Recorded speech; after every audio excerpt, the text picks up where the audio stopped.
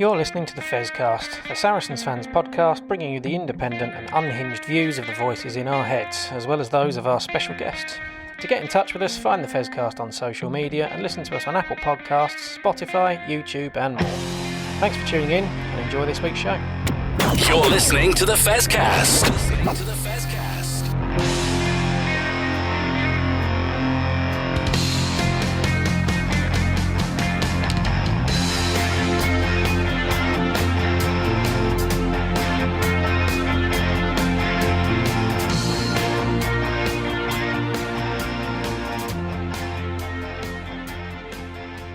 Well, welcome everybody, and good morning, good afternoon, good evening, whatever it is where you are. But welcome to the Fezcast. Just me and Matt today in the hot seat because we put together, in part two, we got a fantastic interview, haven't we? Alex has done an interview with Alysha Corrigan, which we'll talk about a little bit nearer the time when we talk about that. But she did a fantastic job there, didn't she, Matt? By the way, how are you, mate? Yeah, she did good. Yeah, I'm good, mate. I'm good. It's feels like it's been a long season, even though I've not really done much on the Fezcast this year. So, yeah, it's good to be back like old times, just you and me having to ramble our way through whatever we got. Yeah, I know. And I mean, if the listeners are fed up of my voice, I'm not surprised because I think I've taken lead on about 37 of the 42 we've done. I put it together the other day. But yeah, so we've got that in part two. And in part three, we are going to hand over to the listeners because the listeners have been sending in some thoughts and some memories and some praise for the GOAT, for Smalley, Mark McCall, who had his last game as coach a couple of weeks ago.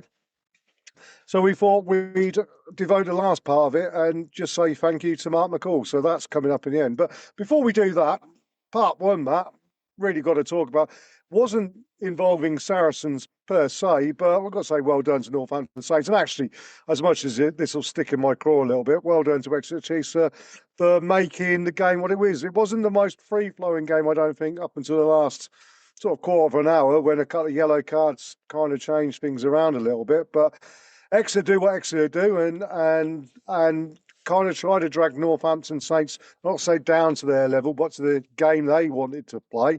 And congratulations to Northampton Saints who found a way to actually impose their game by the very end of it. And let's be honest about it, worthy winners from the whole of the season. Yeah, certainly the best team across the season won it. Exeter obviously peaked at the right time, certainly in the second half of the season. And you kind of, as a Saracens fan, look at both teams and what they've sort of done in terms of their squad development over the last few years and rising up a little bit. We've taken the mick out of Exeter for quite a few seasons now with the way they've leaked players and have had to rebuild and things. But they've both, it's pretty commendable what they've both done in terms of their squad. Yeah, I thought a good game. Like you say, not a box office end-to-end 50 plays 40 kind of game, but a really sort of intriguing game of rugby. Like, you know, two teams that do have a different style, making it difficult for each other. And yeah, worthy winners in the end, Saints, unfortunately. Yeah, and it's an interesting point you make there about the fact that, I mean, Exeter Chiefs having losing players, the likes of Luke Cowan-Dickey and Jack Noel, for argument's sake, seems to be that the teams that win and then win a couple of times do so on the back, like we did in the mid-teens, of having a group of youngsters that come through. And we got caught out because those youngsters, and we had a load of them, didn't we? I mean, we name them each week, don't we? But Marrow, Owen, Jamie, George Cruz, the lists go on. And these are players who were young when they started and got a bit of success. Then suddenly they're internationals. And suddenly they're multiple finalists. They go to European finals or Champions Cup finals. They win the big trophy end of the season. And suddenly market value dictates that you probably can't keep hold of all of those youngsters, or you run the risk of losing them. So be interested to see what happens with Northampton Saints, because I think Northampton Saints are as close to where we were in, say, 2016, 2017, when it all started, those problems. You've seen the likes of George Fairback, who's been at Saints since he's a kid. He's now off to Quins. You know, Henry Pollock's box office, he's going to be looking, his next contract's going to be a big one. Finn Smith, England 10. He's going to be looking at a big contract. Alex Mitchell, you'd think he's money. And Archie McFarland. It's going to be a difficult job for Phil Dowson to keep hold of all of these players, isn't it? It is, yeah. I mean, like you say, George Furbank going is, most Saints fans would be in isolation. You'd be livid about that. But yeah, you can see it's the result of where their squad is at the moment. They've got a lot of, certainly in the backs, a huge amount of players coming through that are homegrown, plus Finn Smith, who he moved at a very young age to Northampton because of what happened at Worcester.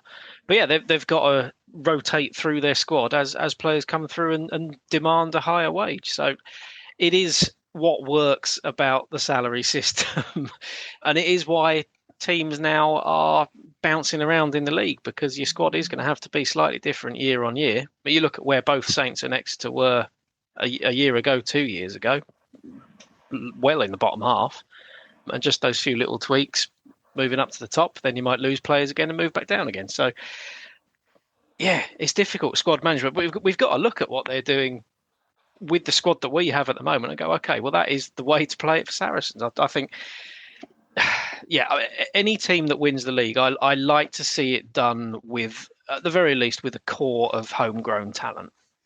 Yeah. And that's exactly what Saints have done. So. Yeah, interesting thing is, I mean, we'll talk about Tom Willis on our end of season show, which is coming up in 2 weeks' time. But it's interesting, isn't it? Because I think there's one player at Northampton who perhaps has hastened Tom Willis. Because everyone will say Tom Willis gets in the World 15 team at the moment, and I think that's perfectly fine to say. He won Player of the Year, quite rightly. Watched Player of the Year. Somebody in England, and obviously Holland, who plays eights, and he's perhaps a slightly different player to Tom, but does lots of great things. And he was, I mean, he got man of the match. I think perhaps Finn Smith and Alex Colson would be a bit, I feel themselves a little bit unlucky on that one on the weekend. But Henry Pollock is one, box office, and two, obviously, I think England has said, well, he's probably going to be the man at eight, regardless of how good Tom Willis has been playing. Hence, Tom's decided, I'm not hanging around for that. I'm off to France to earn a few euros. And who can blame him? Yeah, Ben Earl's a lucky man, isn't he? But it's I mean, the frightening thing with Henry Pollock is obviously, in theory, his peak is still a few years away.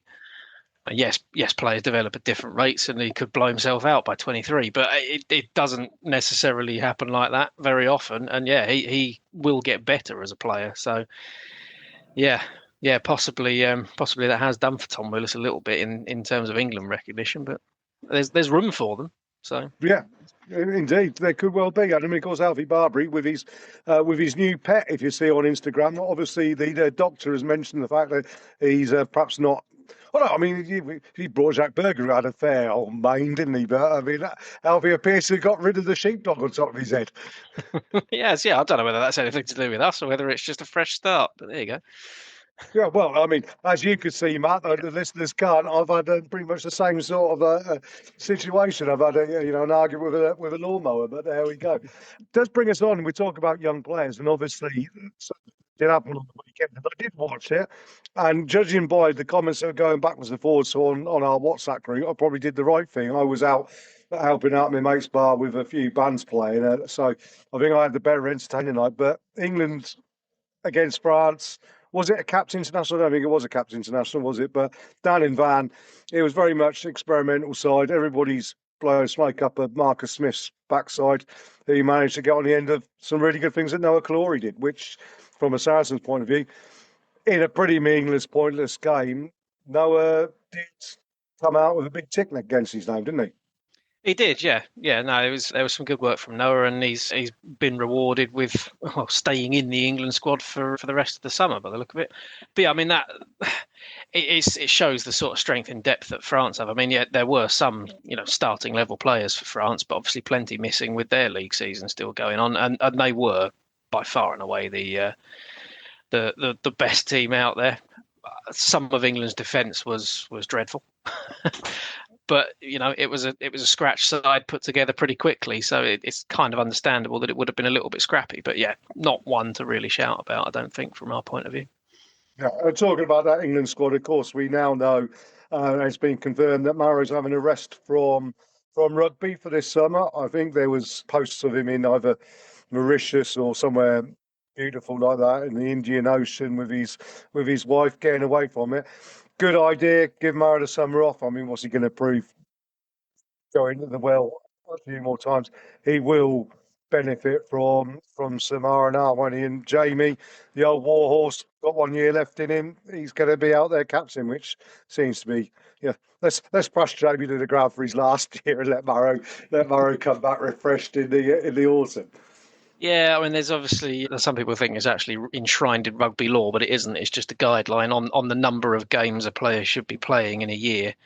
And Maro Itoje has gone over those guidelines in each of the last 2 seasons, I think. So quite rightly, with everything that he's obviously had going on in his personal life as well, it's finally come to a time where England have obviously gone, the right thing to do to prolong Maro's career as an England player and not burn out. Yeah, the right thing to do is just to give him a break, whether it's at the end of the day, this Nations Championship that's starting, it should be important and you should be playing your first team players, but better to give him a break now rather than it need to be in a World Cup year, for example. Yeah, I completely agree. I mean, it is management. And yeah, I mean, it's not as if we haven't got plenty of good locks and back row options in England. It's one place where there is lots of strength. And indeed, George Martin's ended the season pretty well for Leicester, which looks good for us next season. Alex Coles, as I mentioned, was superb for Northampton Saints on the weekend. And there's a few others bobbling around who'll do well as well. Absolutely, yeah. Yeah. And last thing before we move on, quick news come out today, and I mean, we've been discussing it on WhatsApp, and various people have come up with various things, whether they like it or not. But from the 29-30 season, Premier Rugby playoffs semi-finals will be at a neutral venue. Now, I mean, there are a number of reasons why it's perhaps a good idea, a number of reasons why it's a bad idea, and a number of reasons why a good idea will probably be turned into a bad idea by the people that are administering it. I mean, what's your thoughts, Matt? Are you for or against? Yeah, I must admit, I haven't had a huge amount of time to digest this one, but the one thing I have seen is people pointing to the fact that it happens in France. But I think the difference in France is obviously the top 2 in the league go through to that stage, and everyone a bit lower is mucking around with an extra fixture. So those top 2 get a break. If it's just the top 4 going through to a neutral semi-final, and there being no relevance to finishing first and second versus third or fourth, it's going to add a lot of dud games to the season, I think. So I'm not in favour of it as it looks right now, but obviously we're talking in 3 years' time and the complexion could be a little bit different. So I don't know. I can see pros and cons either way. I can see it adding more money into the game if the money goes into the right place in the game. Bringing a game of rugby to parts of the country that don't necessarily have them but are interested in the game of rugby is also a good thing. So yeah, on the face of it right now, with a 10-team league, I don't like it. If it expands further and we have a playoff of 6, for example, and third and fourth, fifth and sixth are playing a game before first and second are getting involved, then it makes a bit more sense. But yeah, knowing the history of how our beloved board have done things, I don't have much hope for them doing it properly. So yeah. Sure. I mean, my theory is they're looking at it and thinking, right, we'll fill 2 50,000-seater stadiums at 50 quid a ticket or something ridiculously stupid like that in places that you can't get to. I mean, everybody says, oh, Cardiff City Centre, that's a great place. It's a bugger to get out of. And they're talking about Everton, maybe in Liverpool or wherever. They're absolutely horrendous places to get into and out of as well. And there's so much going on. I don't know. I just have a fear that they're just looking at it as another cash cow, as opposed to actually genuinely wishing to grow the game. I may be wrong. I may be an old cynical bugger who is who doesn't trust what they've done over the years. But then again, I've seen what they've done over the years, so it's no surprise there's an element of cynicism. I'm sure it'll all come out in the wash, won't it, Matt?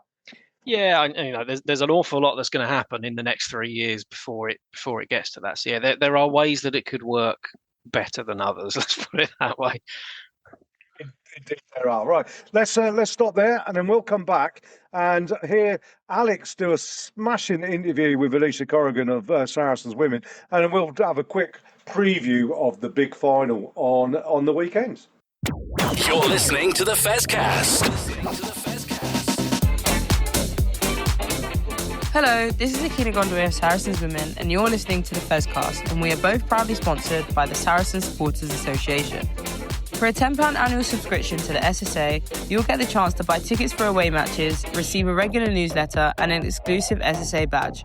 They also arrange pre-match gatherings and player-coach events. As well as sponsoring both me and the Fezcast, they also sponsor Louis Johnson from the men's team and the Saracens Foundation Track Club. Not bad for 10 quid. You can join up at membermojo.co.uk/SSA. Enjoy the rest of this edition of the Fezcast, and I look forward to seeing you at StoneX. Come on, you Sarries. This is the Fezcast. Hi, so today I have the pleasure of interviewing Alysha Corrigan, who's represented Canada in both 7s and 15s, including starting the 2025 World Cup final. She's also a silver medalist at the Paris Olympics and now is in her second Saracens. Alysha, hello, and thank you for coming on the Fezcast. Hi, thanks for having me. You've gone from playing in Canada to being a much valued part of the Sarries families. What's been your biggest surprise about life at Saracens, either on or off the pitch? I would say that eggs in the grocery store are kept on the shelf and not in the fridge. Honestly, that kind of scared me when I moved to England originally. So that's off field. But no, on field, whenever I made the move over here, obviously I knew Sarries was like the best women's club in the world to come to. So I was a little bit nervous. I was intimidated. We had we still have world-class players, but at the time I was, not the most well-rounded player, I would say. I came here to learn and I came here to get better. And I think that's what I did over my time at Saracens. So yeah, no, it's been an incredible journey here. It's been fun. Just the British slang definitely took a lot to get used to. But yeah, no, it's been a fun journey. That's good to hear. So there's lots of Canadians playing across the PWR, but what would you say it's like playing against your international teammates? I mean, we know each other so well. We know how each other plays. We know, what their telltale signs are when they're going to pass, when they're going to kick. We know what they're going to kind of bring on the field. So I much prefer to have them as teammates, but no, it makes it exciting to play against each other. And unlike nations such as England and New Zealand, Canada doesn't have the funding for players to be full-time professionals. So what's it like playing professional standard rugby where you don't have that financial backing? Yeah, I think that, that's been the conversation with Canadian rugby team for, years. And, it's got a lot of attention at the World Cup, which was awesome for people to kind of know our situation and, understand that, we do have lack of funding and it doesn't stop us from being amazing. The federal government has put a lot more funding into professional sports in Canada and the sports teams. So that was great to see and a positive thing, moving forward. But I think that at the end of the day, the dream is to become professional and be able to have those contracts with Canada. But it doesn't stop us from, getting better every time we're together and, going after that next World Cup in 3 years. That's good to hear. And I hope to see Canada improve in the next few years. So this season you've been balancing playing sevens alongside playing for Saracens. What's it like trying to balance the two different types of rugby? Honestly, the fitness is definitely the hardest part. To go from 15s and then into sevens, it's just so many high-speed meters. The game is so fast. 14 minutes doesn't seem that long until you're on the field and you're like, 14 minutes is the longest amount of time ever.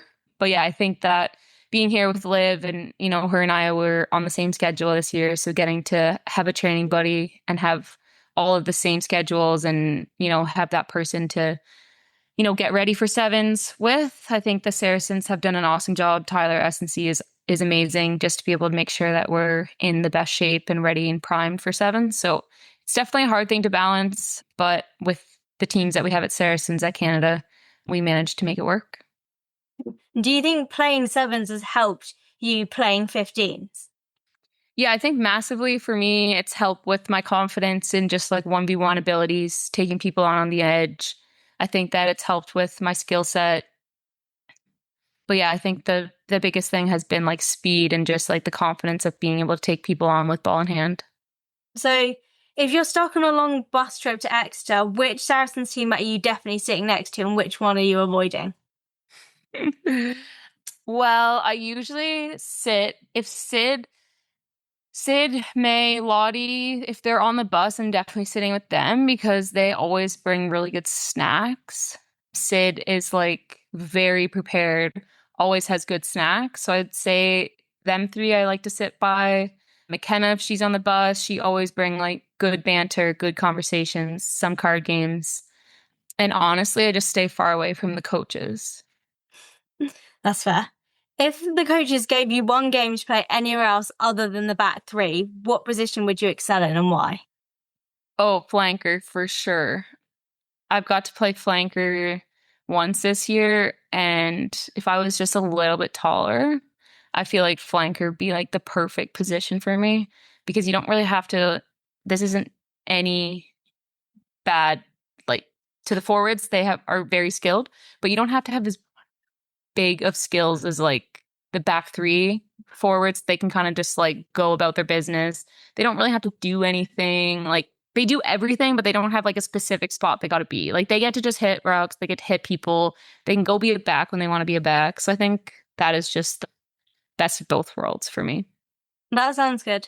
So congratulations on making it to the PWR final. We're all very excited about coming to watch you guys in the final. But what are you most excited about for that day, and what would you like to see from the fans? Well, I would love to see it sold out. That would be amazing. I think that it's going to be a very good atmosphere. I think that having 2 London clubs at a neutral London ground is also very cool. And I hope to see, well, lots of Canadians because Ealing has a lot of Canadians. We have a lot of Canadians. So I think that it's just going to be a good day for rugby, but a good day for Canadian rugby as well. Yeah, hopefully it's a good day and Saracens get the win. So what are the different challenges that trial finders pose compared to more established teams like Gloucester, Hartpury and Exeter? Well, I think, Gloucester and Exeter for their packs, I think that, they get that go forward through their pack. I think Ealing have that ability as well, and they like to play fast. They like to, get the ball in Meg Jones, Claire's hands to create that bit of magic. So I think that, they're a bit more unpredictable in the style of play that they like to play. They play a bit more quick, maybe. They have a lot of very athletic forwards. So I think it's very similar to, the Saracens team that we have right now and the way that we're trying to play. So I think it's going to be an exciting game. That's good. So we've seen this week that Gabrielle Vernier is joining Gloucester Hartpury, and also there are multiple Australians coming over to play in the PWR. What are the benefits of having players from across the world join the league? Well, I think it just elevates the level of rugby. It's going to be so exciting to see some Aussies come over, French players coming over. It's amazing to see, and it's just going to, they're all quality players. So it's going to be exciting to see how they can kind of make their name in the PWR and add to those teams. That's good. And on that, if you could have one of your Canadian teammates at Saracens above the players we already have here, who would you pick to join us? I'm going to go with a person that is not in the PWR and Flo Simons. Why would you have her? Because she is the best 13 in the world. I'll just say that point blank. And I think that, with the style of play that we want to play at Saracens, she would just add to it. She's one of my really good friends, and I just want her to play beside me. Cool. And finally, you've already played internationally for Canada, but what's still on your rugby bucket list? A stadium, a tournament, an opponent, or a moment you'd love to experience? That's a great question. I think, well, if we fast forward to next Sunday, I would love to be a PWR champion with Saracens again. But long term, I mean, I've crossed off quite a few. I've been pretty lucky, but let's just go with next Sunday, PWR champion. Hopefully that'll happen. Thank you, Alysha, for speaking to us on the Fezcast today. Yeah, thank you. You're listening to the Fezcast. Hi, Alex Osterberry here, Director of Rugby for Saracens Women. You're listening to the Saracens Fezcast. This is the Fezcast. What a great interview. And I mean, number one, we've got to say, we've got a little superstar on our hands in Alex. I mean, she's been doing this with us for a couple of years now. Since she was about 15, 16, she started. I think she was just 16, wasn't she, when she started?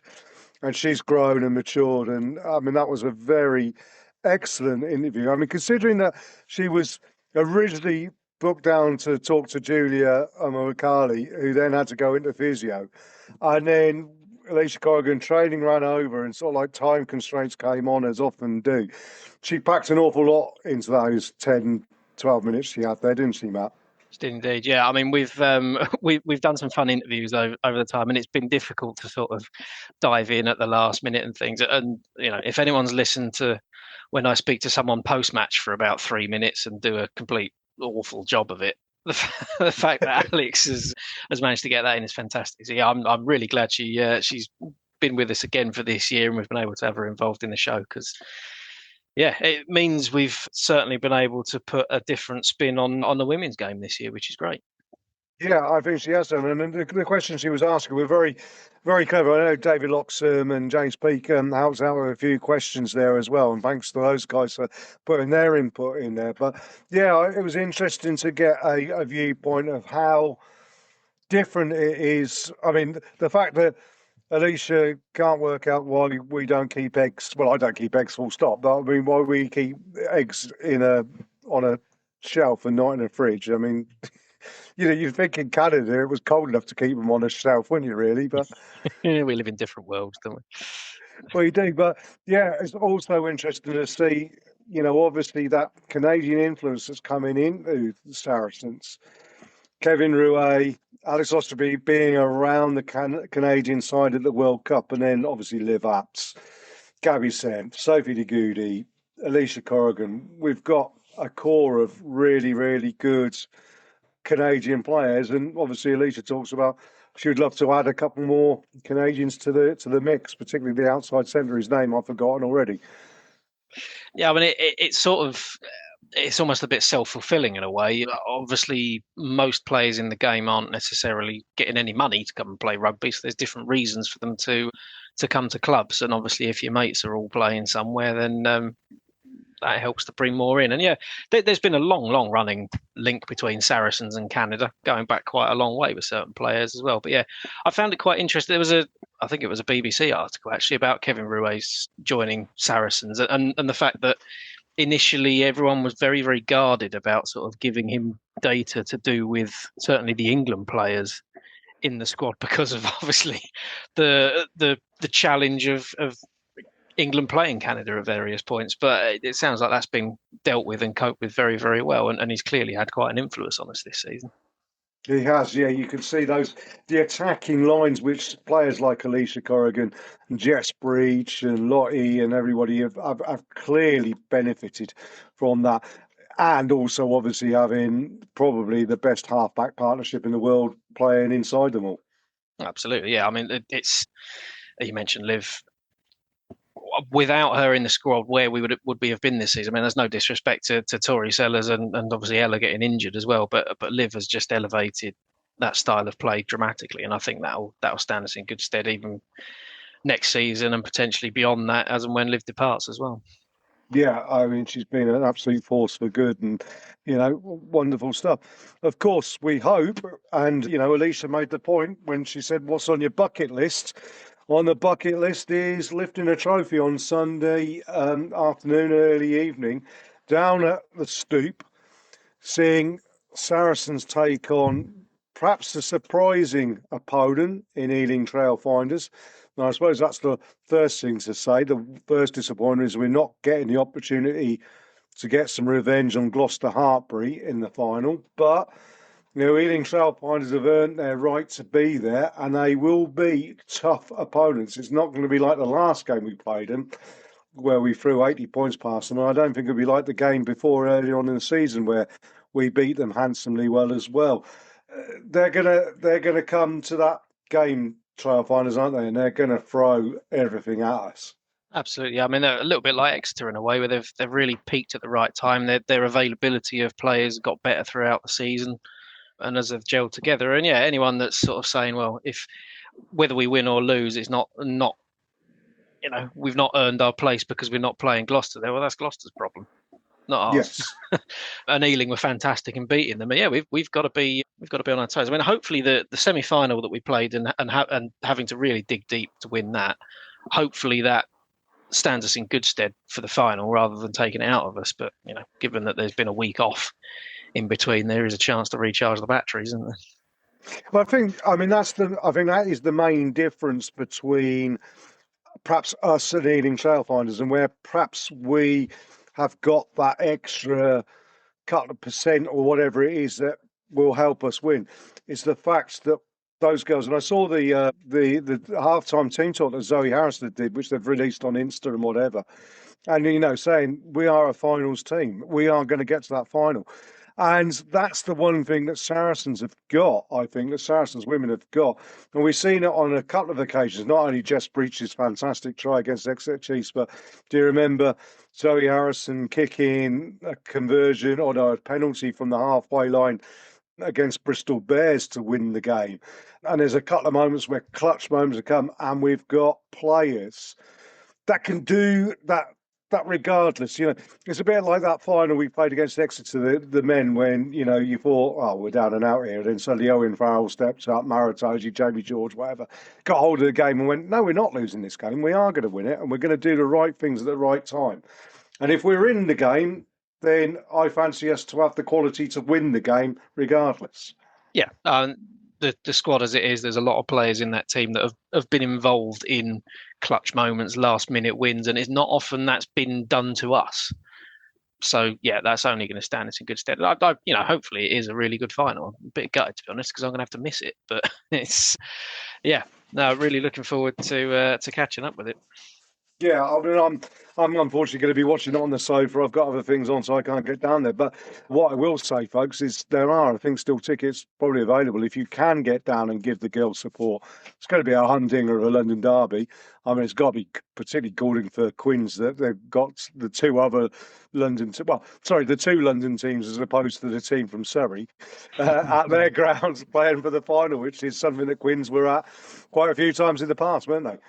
Yeah. I mean, something hasn't been right at Quins, but they're making a couple of signings, aren't they? That's going to change things for them, clearly. Yeah, well, I mean, obviously the two signings from us, but then you've got Eddie Kildun is off down to Bears country, which that's an interesting signing for next season, isn't it? Yeah, it's good marketing signing, that one, isn't it? Yeah, obviously Ross Chisholm isn't the marketing man, is he? Because obviously that was where that all went wrong, or partly where it went wrong. But yeah, I think next season could be a really, really interesting season. So I think this cup final is the one that we really need to go for the simple reason that next season it could be any of 6 or 7 teams involved. Absolutely, yeah, and we've said for a while it does look like slowly that there was a 2-horse race, whether it was us and Harlequins or us and Gloucester Hartpury. There was always a bit of a 2-horse race in the league, but there are signs of it just squeezing together a little bit more. So yeah, win it now, because it's going to get harder and harder and harder. Yeah, I just know that I'm probably going to sit there and watch the television. I'm going to be upset because every commentator will want Ealing Trailfinders to win. We know that. And I haven't seen who the referee is yet, but I'm dreading who that's going to be. So we'll wait and see on that one. Right, let's finish up there and say well done to Alex, and thank you to Alysha for taking the time out to do that fabulous interview. And we'll come back and talk about the GOAT himself, Smalley. Hey, it's Charlie Hodgson, and you are listening to the Fezcast. This is the Fezcast. Well, welcome back to the last part of our Fezcast, and this is the one where we've handed it over to you guys, because a couple of weeks ago, Mark McCall, I was going to say the longest retirement or moving on from a position, but I mean Jamie George is going to obviously obliterate that one, so we can start planning Jamie George's tribute show for next season. But we want to pay tribute to Mark McCall, who you've left your messages, you've given us some thoughts, and we'll play those in a second. But yeah, Mark McCall, Matt, the greatest. I've said it on a number of places now, not only the greatest rugby union club coach, but I think he's got, hands on that trophy of saying he's one of, if not the greatest domestic sports coach in this country, if not throughout the world. It's the longevity, isn't it? It's the amount of time he's spent at the helm, and the club has been operating at a top level and going through various evolutions and revolutions of players. there's plenty of idiots out there who are always saying, well, there's tainted years, etc. But that doesn't reference at all his man management of people and how many people hold him in high regard, and players from other clubs that have never actually worked under Mark McCall know what a man he's been for the club. So yeah, it's far more than success and far more than trophies. It's him as a person and how he's gelled the club together. So yeah, we've said it all this season, positive and negative, to be honest, and so it's probably best that we leave it to everyone else to have a go. Yeah, I mean, I just wanted to say on that, I mean, just to support your point, regardless of how you build a team, you still have to coach that team. And we talked about it in the first part, didn't we, that most of those players, we were victims of our own success because he developed kids into being world-class players. And I don't think there's another coach in the game who's actually coached that many kids through from 12, 13, 14 years old to become English, Scottish, Welsh internationals. I mean, it's a remarkable track record, that is, isn't it? Yeah, that's a huge conveyor belt of players that have come through. And even, some of the ones that haven't necessarily had the highest of honours at international level, loads of fantastic club servants as well. People that have stuck around the club for 10, 15 years because it's such a nice place to be. Yeah, and not only players but coaches as well. The likes of Dan Vickers, who's been there since God was a boy and everything, hasn't he? But I mean, it's loyalty, isn't it? And he's one of those people, quiet, but you would follow him anywhere. Well, talking of following him anywhere, let's follow this up now with your thoughts. And I'd say again, thank you to everybody who left messages and everything. We're going to play those in now. I won't name reference to you. You'll know your voices when you hear them in, but we'll just say thank you for everything to say. And hopefully we'll try and get this so that Mark hears it, because I think what you're going to hear now is a true mark of a great man. You're listening to the Fezcast.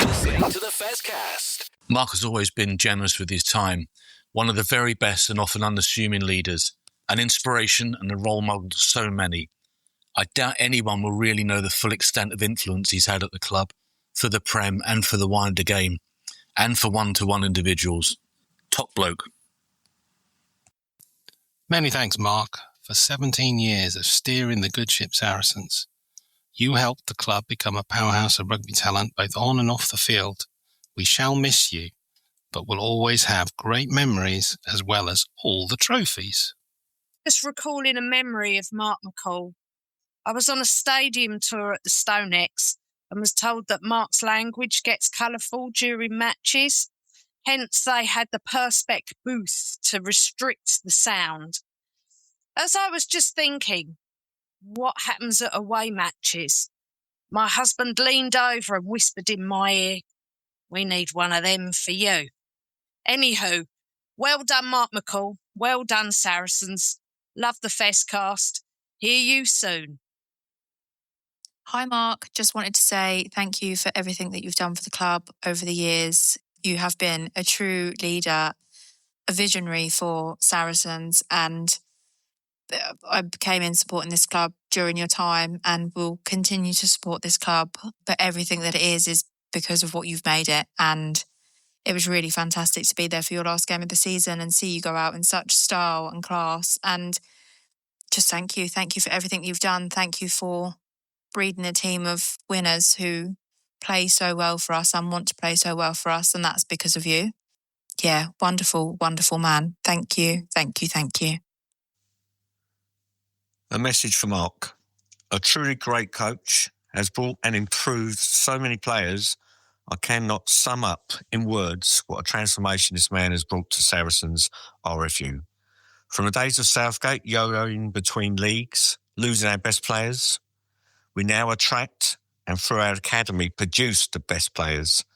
I wish you a great and very happy future, and thank you for the amazing times that we, Saracens RFU, have shared together. Hi, this is a message just to say thanks very much, Mark McCall. Thanks for everything you've given us over the years. As fans at Saracens, we've had so many good times, and you've been at the heart of all of that. driving an incredible team of lads forward every day to great success. And I really appreciate everything that you've put in and your family have given to the club. Thanks very much. I hope you really enjoy your new role, and we see you again at StoneX really soon. Hi, Mark. You've been there for the whole of my Saracens journey, from when I met my now husband in 2011 through to our wedding last year and to date. But one of my favourite memories is when we had a Saracens barbecue at StoneX some years ago in the old days, where the players and the fans mingled together openly. My grandson introduced his best friend to you, and you gave the biggest smile ever and stayed with them and were so gracious to two little boys who were so enthralled by you. Thanks for being there for fans and players alike, and we always felt that we could approach you and speak to the boss. Hope that everything goes well in your new position, and no doubt we'll see you around StoneX anyway. Lots of love, Joe and Den. This is a message to Mark McCall. My name is Kenny Peck, and I've been a Saracens supporter since before the professional era. And you have taken us from a yo-yo team, never really good enough for the first division, to European champions 3 times. You have made your mark on English rugby, and you will go down as the greatest club coach ever to have graced the English game. Thank you, Mark. I'd like to thank Mark for giving me so many magic moments as a sports fan that I could never have dreamed of. Being a Sheffield Wednesday supporter, a Cricket England fan, as well as a Scotland and England rugby fan, I've had a lot more downs than ups. I've supported Saracens for 36 years. Those Saracens fans I've met and explained as to why know the story, but I'm so glad I did. The highlight being St James's Park in 2019, sat beside a very excitable Hal Cruttenden. Absolute class. Cheers, Mark, and thanks for the memories. Phil Amos, Sheffield. Hi, Smalley. It's Tim Gould here. I'd just like to thank you for your years of dedication and for some fantastic memories. Some things that I'll just never forget. They're just brilliant. So thank you for your dedication over the years. Cheers. Hi, this is Petrus Duplessis, and you are listening to the Fezcast. This is the Fezcast. Well, as I say, everybody, thank you for taking the time out and to talk about how wonderful a man Mark McCall is. And he is, you know. We talked about, didn't we, at the start, when we started, as I said, we've been both positive and negative this year. And I think, you know, I go back to the interview I did with Mark at the start of this season. We clearly were worried last season whether he'd gone on too long. And maybe there's a case, but, you know, it's Alex Ferguson as well. But I think the reason he's done what he's done, and perhaps gone on maybe a season too long, is there's a love of the club. And he wasn't prepared to leave the club in a lurch, even if it was affecting him. And, you know, he had that time off before. We never know why that was. He's an intensely private man. But he's, you know, it's heroism, right? This is that. I hate it when they talk about heroism playing sport. You're just playing sport. But there is a level of, you know, that if he was a soldier in a war, you know, he would get up, regardless of being shot at, he'd get up and lead his men on, wouldn't he? And it's that sort of like attitude, that sort of, that stiff upper lip almost, that stoicness that has served him so well, that, you know, and always with a little cheeky glint in his eye, that little Irish glint in his eye. But, you know, first and foremost, Mark McCall is a great man before even talking about being a coach. Yeah, I think respect is the word that really means the most. He respects everyone around the club, whether you're a youth player, international player, fellow coach, fan, whatever, and everyone respects him, and that's just a mark of who he is. Yeah, I mean, I've worked for over my years in business and whatever, I've worked for a number of different managers, and I always remember there's a couple of managing directors I've had who knew the name of everybody, not just the guy working in the stores or the cleaner or the financial director or the girl in the canteen, but they knew the kids. They knew the wife's names and everything like that. And they'd come in and say, "How you doing, Jez? what's going on? You know, did you have a good weekend? How did the rugby go? Whatever. They know, and they take the time, and that's what Mark McCall's got, hasn't it? That, you know, you say respect. It's just the prime thing, isn't it? And we've got to remember, as Saracens fans, I mean, I've been a Saracens fan for over 30 years now, and I've seen a conveyor belt of coaches go through the system. Alan Gaffney, Steve Diamond, Francois Pienaar, Eddie Jones. You know, it was almost like who's coached this week at one point, wasn't it? And then Brendan came in, identified Mark as the man to take the club forward. Wow, you know, what a great job he's done. Absolutely, yeah. And like you say, we've talked about whether or not we think he's done a few years too many or a year too many or whatever. But I do completely agree with you. There were signs of some problems, and he's not the sort of man that would want to hand a poison chalice or something slightly less dramatic than that over to someone else. He'd want to hand over a perfect picture to someone. Whether he has or not is a different question, but it's, you know, he would want to give the club to someone else in exactly the state that he thinks it should be in, and that is a real testament to the guy. Yeah, absolutely. Well, I will say on behalf of all of us on the Fezcast and all of the people who listen to the Fezcast and the people who took the time out to leave messages, Smalley, you're an absolute hero to us all. You're a great bloke, a fantastic coach, and we just say thank you to a really top bloke, basically, and wish you all the best for the future. And undoubtedly, we will see you around StoneX, maybe with a pint in your hand. Hopefully not with any need for perspex around you for your swearing and everything, obviously. But then again, you know, come and stand with me if you see me. I have the same similar Tourette's problem as well, Smalley, so don't worry about it. But yeah, no, I mean, thank you to and also obviously thank you to Alex and Alysha Corrigan for their interview and everything. And thank you, Matt, for your time. We'll be back next week, hopefully looking back on a fantastic win for Saracens women in the PWR Women's Final against Ealing Trailfinders. And then that will be our penultimate show of the year, because our final show of the year will be our award show sometime in the middle of August, I think it is. I don't know when it is now, but it's sometime in the future. We're not going to be like Barrow and Tozy, are we, Matt? We're not going to get time off. Well, I am. Yeah, you are. No, I'm just a glad for punishment. But we'll say thank you, everybody. All the best, and we'll speak to you next week on the Fezcast.